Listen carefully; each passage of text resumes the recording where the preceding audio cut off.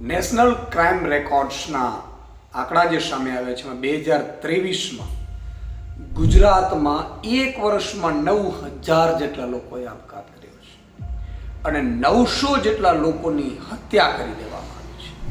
હું મુખ્યમંત્રીશ્રીને વિનંતી કરું છું કે આના પાછળનો એક અભ્યાસ કરો.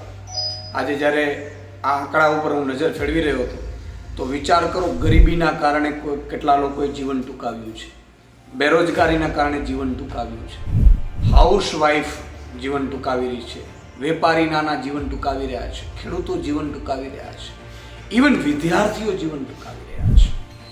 લગ્નેતર સંબંધ ન થવાના કારણે કુંવારા રહે છે, જીવન ટૂંકાવી રહ્યા છે. તમે કલ્પના કરો, આપણે ગુજરાતમાં એક વર્ષમાં 9000 લોકોએ કંઈક ના કંઈક કારણોસર જીવન ટૂંકાવ્યું છે. એમાં મોટા ભાગે ગરીબીની આર્થિક પરિસ્થિતિ જવાબદાર છે. તમે જુઓ, સામૂહિક આપઘાતો થઈ રહ્યા છે. સુરતમાં રત્ન કલાકારોની જે હાલત થઈ એમાં સામૂહિક આપઘાત થાય છે, દેવાના ડુંગર નીચે દબાઈ જાય. તમે રાજકોટમાં જુઓ, કેટલી જગ્યાએ સામૂહિક આપઘાત થયા છે. એની બીજી વાત કે કેટલીક જગ્યાએ સરકારી સિસ્ટમના કારણે આપઘાત કરે છે.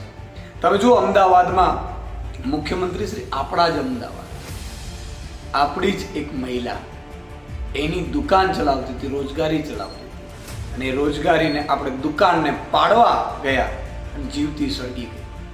આ કયા રીતે, કયા મોઢે તમે ગુજરાત ચલાવવાનું શીખી રહ્યા છો? આજે તમારે ખરેખર વિચારવાની જરૂર છે. મારી એક વિનંતી છે, હમ્બલ રિક્વેસ્ટ છે, સ્થાનિક રોજગારી 80% કંપનીઓમાં મળે એવી વ્યવસ્થા કરો. આપણે જે બાળકો ઉપર સ્ટ્રેસ આવે છે, વિદ્યાર્થીઓ ઉપર, એમાંથી કેમ બહાર આવે એની વ્યવસ્થા કરો. આજે ખેતીને તમે ઉદ્યોગ બનાવો. આજે ખેતી છે ધીરે ધીરે ખૂબ ડાઉન થતી રહી છે, તો ખેડૂતો આપઘાત કરી રહ્યા છે, નાના વેપારીઓ દેવાના ડુંગરમાં આપઘાત કરી રહ્યા છે, રત્ન કલાકારો આપઘાત કરી રહ્યા છે. ચારે બાજુથી સિંગલ મધર છે, જીવી નથી શકતી. તો મારી આપને વિનંતી છે કે આના માટે તુરંત કદમ ઉઠાવવામાં આવે. અને આ મામલે આમ આદમી પાર્ટી આપની પાસે ડિમાન્ડ પણ કરી રહી છે કે સમાજ વ્યવસ્થા સુદૃઢ બનાવો, ન્યાય વ્યવસ્થા સુદૃઢ બનાવો. તમે હત્યાઓ બેફામ થઈ રહી છે એના માટેની વ્યવસ્થા કરો. પોલીસને હપ્તા ઉઘરાવવામાંથી છૂટી આપી દો. કોઈ પણ પોલીસ એક રૂપિયો ઉઘરાવી ન શકે કે ન એ દંડ કરી શકે. એને માત્ર ને માત્ર સુરક્ષાનું કામ સોંપો.